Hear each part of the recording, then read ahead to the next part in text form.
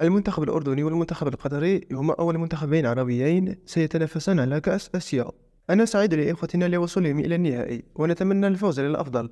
تمنيت من بلدي أن يفوز ويصل إلى نهائي كأس إفريقيا، لكن ما حصل قد حصل. صراحة أداء كل المنتخبات العربية سواء في كأس إفريقيا وكأس آسيا كان أداء مذهلا، لكننا في هذا الفيديو سنتحدث أكثر عن كأس آسيا.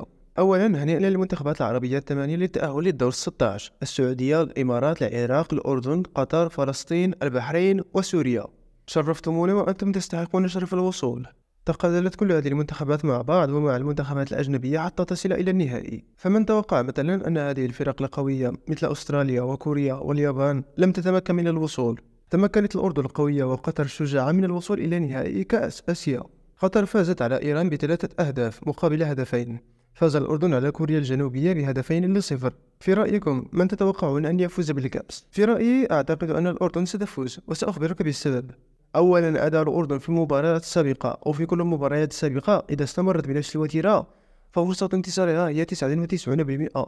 وأكبر مثال المباراة السابقة كانت مباراة أسطورية طحنت فيها الأردن كوريا ب2-0. سيطر المنتخب الأردني على مجريات اللعب منذ بداية المباراة. عدنان اليوتيوب الشهير أرسل رسالة إلى قائد الفريق الأردني. الرسالة مفادها أن نقطة ضعف حارس كوريا الجنوبية هي الركلات البعيدة المدى، أي بمعنى أنهم يجب أن يسجلوا بعيدا عن المرمى، وهذا ما فعل الأردن. كلما أتيحت لهم الفرصة سددوا الكرة نحو المرمى، وهذا ما فعله الأردن. حوالي 8 محاولات سجلوا فيها هدفين. سجل اللاعب ياسين نعيمات الهدف الأول في الدقيقة 53، وسجل اللاعب موسى التعميري الهدف الثاني في الدقيقة 66، بينما الفريق الكوري لم يمتلك إلا فرصة واحدة التي أضاعها في العارضة. وبهذا تتأهل الأردن لأول مرة لنهائي كأس آسيا.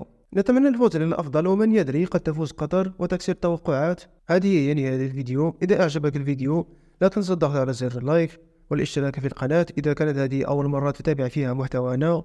شاركونا توقعاتكم بالفريق الفائز وبكم سيفوز. أعانكم الله بالخير والسلام.